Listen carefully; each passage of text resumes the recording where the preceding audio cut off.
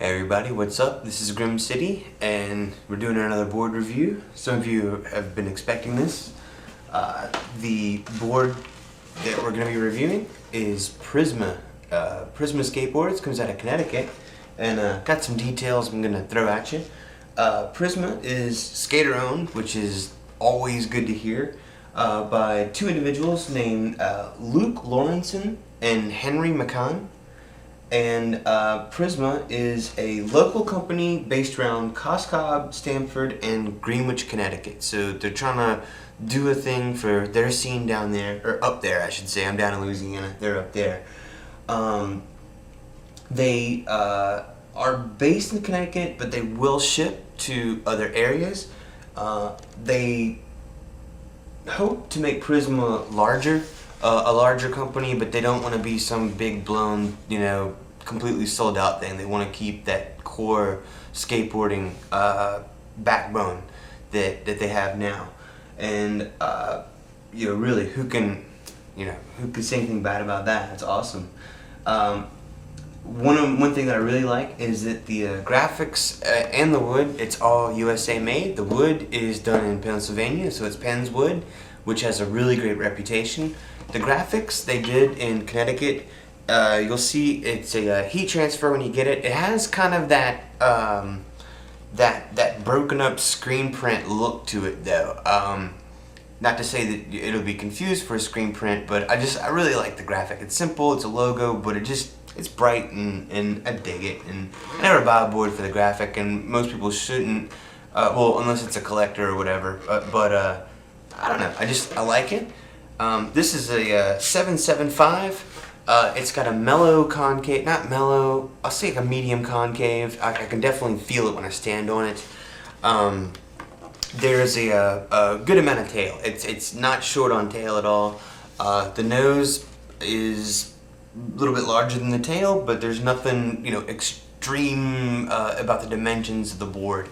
And when I say extreme, I mean EXTREME and not extreme. Anyway, one thing I like about the board, and I like about most skateboards, and I'm just going to bring this up for the hell of it, is that the board has a really nice rocker to it. And the rocker is a part of the concave where your concave right around here starts to flatten out so that it can turn into the tail or the nose. And you're going to notice when you look at the side of your board that you've got this part of your board that goes down. It almost looks like it's going below the bottom of the truck bolts, which it really isn't. It's about even.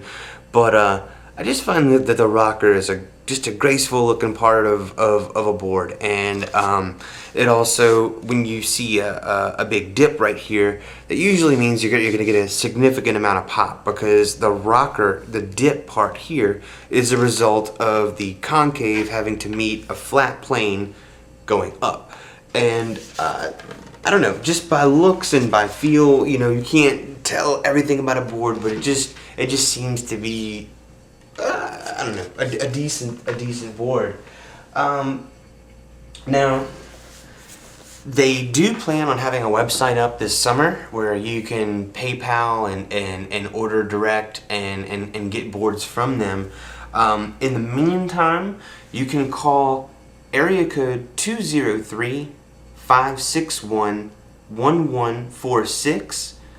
You can also email luke.prisma, that's luke.prisma @gmail.com, and they'll take care of you from there up until they get the website. And once I find out that they get a website, I'll update the video information so that it'll be easier if anybody's interested in checking out the board after the review's done.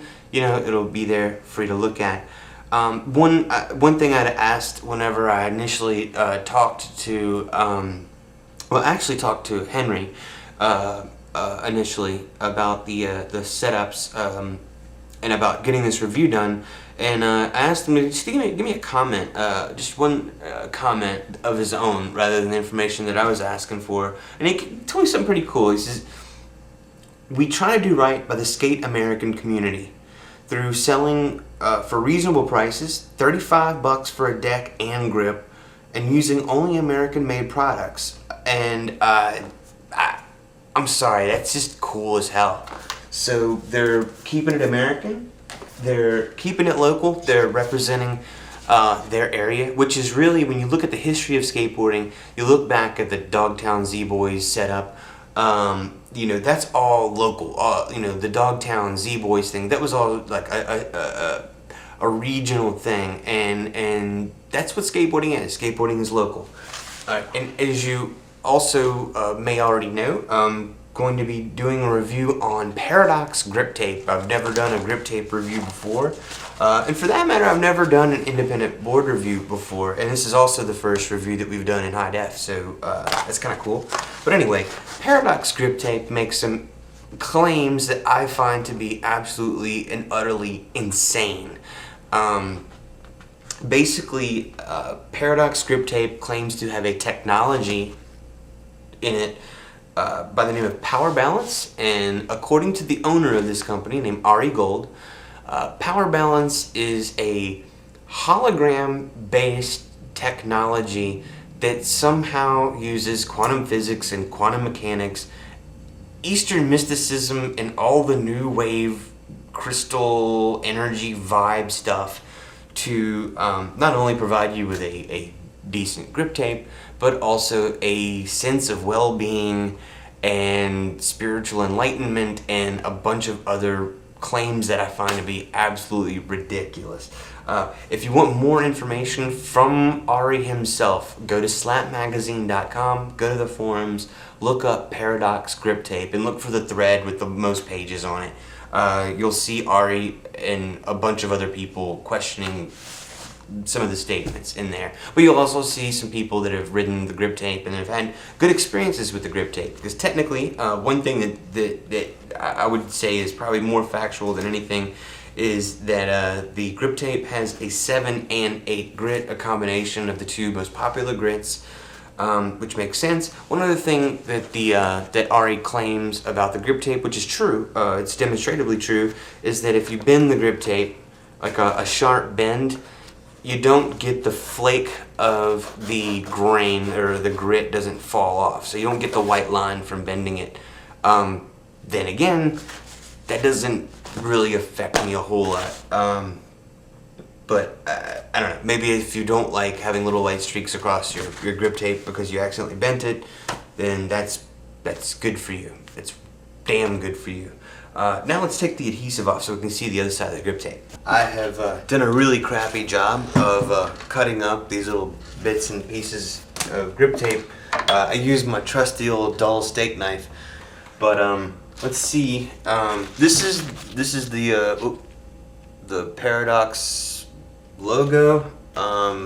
It's paradoxical, I guess. Oh great. Okay. I cut through it, but there's a hologram right there, and it's got a lot of words in it. These little holograms are inside the grip tape, and according to Ari, you can cut through them and stuff like that. They won't break up the quote circuitry that's going on. There's no circuit here. It's just a hologram. It's a hologram. And look, there's another one. This is the magic? Okay.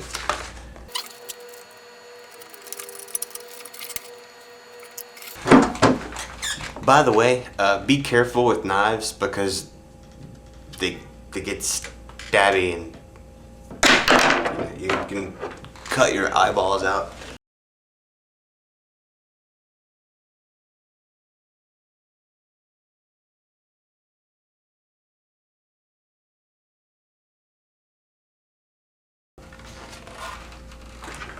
I will say the grip tape feels a little stiff, kind of like the grip tape that you'd buy if it had like the dye in it, the green, purple, red kind of grip tape. The surface does not feel like that, but there is that stiff feeling to it. The liner, I guess, is a little bit stiffer. Other than that, it just feels like normal grip tape at this point. And now I'm going to set the rest of the board up with some indies, some Spitfire Street Burners, and at this point we're gonna go skate it and see how the board works and see if the grip tape gives me any cosmic blessings or something. I don't know. Anyway, let's go skate.